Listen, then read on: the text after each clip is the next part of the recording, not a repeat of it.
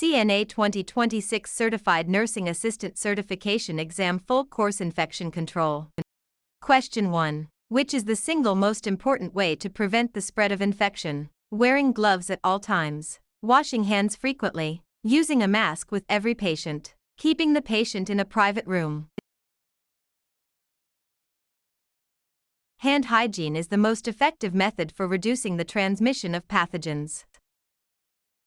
Question 2. Standard precautions should be used when caring for only patients with known infections, only patients in isolation, all patients in the healthcare facility, only patients with bloodborne diseases. Standard precautions apply to all patients, regardless of their diagnosis or presumed infection status. Question 3. When should a CNA wash their hands with soap and water instead of using hand sanitizer? Before entering a patient's room, after touching a patient's intact skin, when hands are visibly soiled with blood or body fluids, after removing gloves. Sanitizer is not effective against visible soil or certain spores like C. diff. Soap and water are required.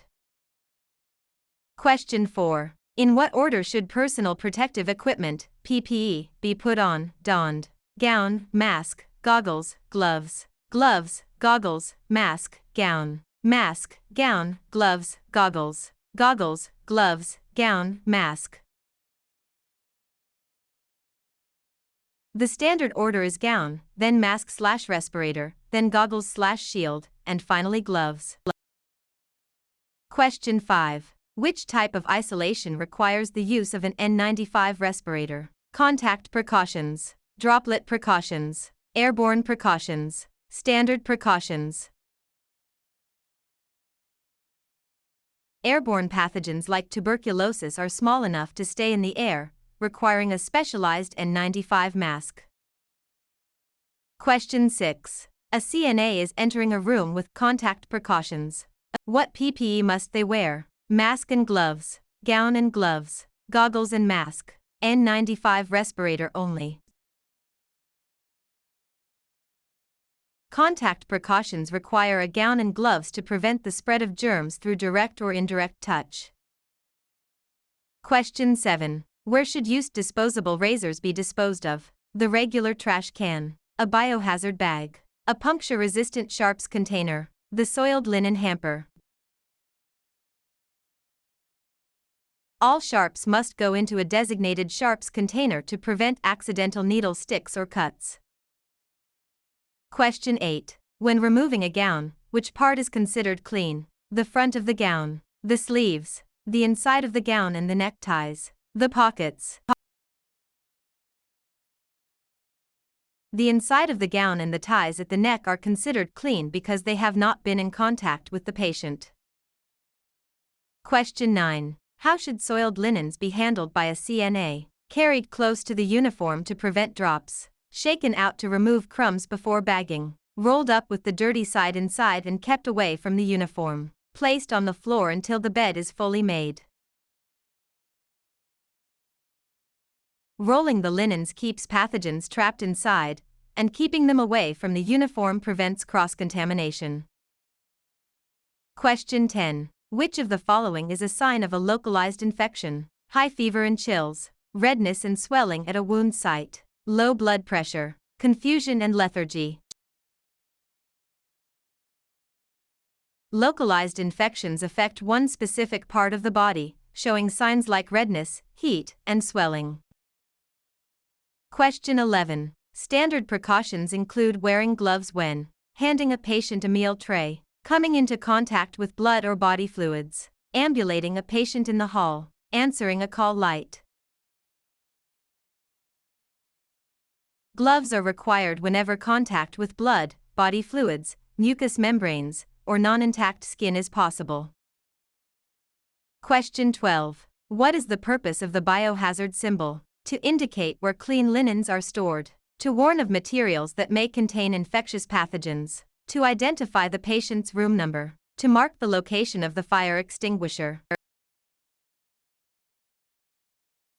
The symbol alerts staff to potentially infectious materials that require special handling. Question 13. How long should you friction rub your hands during hand washing? At least 5 seconds. At least 10 seconds. At least 20 seconds. At least 60 seconds. CDC and nursing standards recommend at least 20 seconds of vigorous scrubbing to remove germs.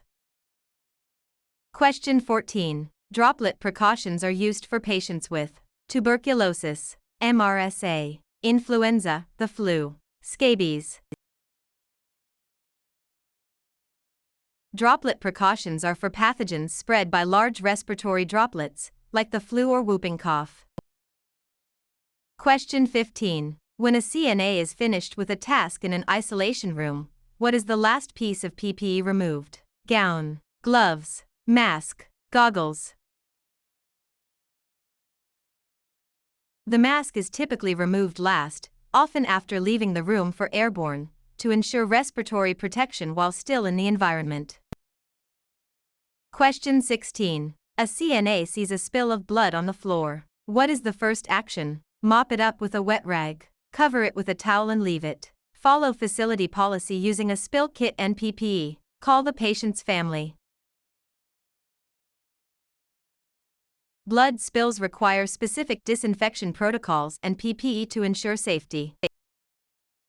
Question 17. Which link in the chain of infection is broken by wearing gloves? Causative agent, reservoir, portal of entry, susceptible host. Gloves provide a barrier that prevents pathogens from entering the body through the hands or passing from the hands to the patient.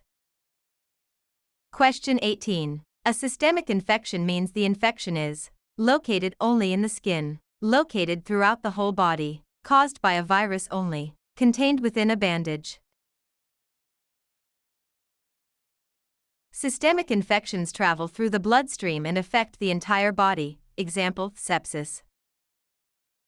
Question 19. Medical asepsis is also known as surgical technique, clean technique, sterile technique, disinfection only. Medical asepsis involves practices designed to reduce the number and transfer of pathogens, clean technique. Question 20. What is the portal of exit in the chain of infection? The way a germ enters a new person, the place where the germ lives. The way a germ leaves the infected person, a person with a weak immune system. The portal of exit is the route by which a pathogen leaves the reservoir, example, nose, mouth, wound.